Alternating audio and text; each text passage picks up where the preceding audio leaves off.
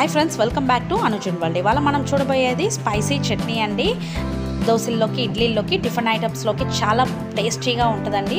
So దానికి కావాల్సిన పదార్థాలు: ఒక ప్యాన్ పెట్టుకొని ఒక 2 టేబుల్ స్పూన్ ఆయిల్ యూస్ చేస్తున్నానండి. హాఫ్ కప్ పల్లీలు వేసుకొని బాగా కలర్ చేంజ్ అయ్యేంత వరకు ఫ్రై చేసుకోవాలండి.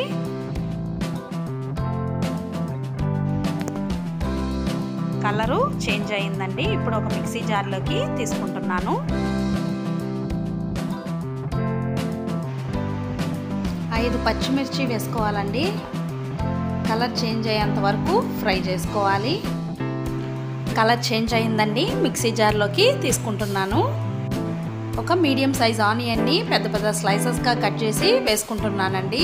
ఒక చిన్న సైజ్ టమోటాని పెద్ద పెద్ద స్లైసెస్గా కట్ చేసి వేసుకుంటున్నానండి.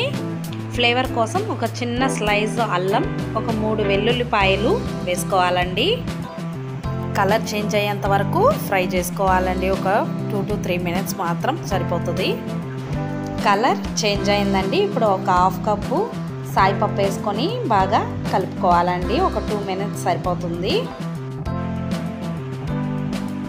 సో 2 మినిట్స్ అయ్యిందండి. ఫ్లేమ్ ఆఫ్ చేసేసి మిక్సీ జార్లోకి వేసుకుంటున్నానండి.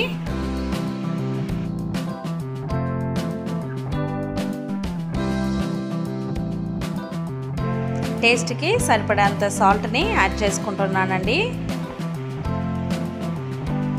ఇప్పుడు వాటర్ని యాడ్ చేసుకుంటా గ్రైండ్ చేసుకోవాలి స్మూత్గా. స్మూత్గా గ్రైండ్ అయిందండి బాగా.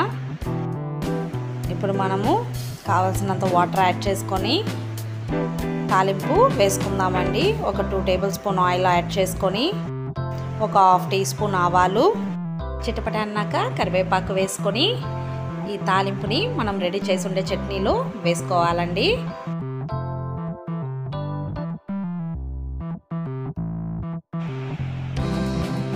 సో మిక్స్ చేసేసుకుంటే మన టేస్టీ అయినా ఎమ్మీ అయినా స్పైసీ చట్నీ రెడీ అయిపోతుందండి. సో ఈ వీడియో మీకు యూస్ఫుల్గా ఉంటుంది అనుకుంటున్నాను. ప్లీజ్ తప్పకుండా ట్రై చేయండి. ఎలా ఉండిందని నాకు కమెంట్ సెక్షన్లో చెప్పండి. సో లైక్ చేయండి, షేర్ చేయండి, కమెంట్ చేయండి, సబ్స్క్రైబ్ చేయండి, కిందున్న బెల్ ఐకాన్ని క్లిక్ చేయండి. Thanks for watching. Keep do support my channel.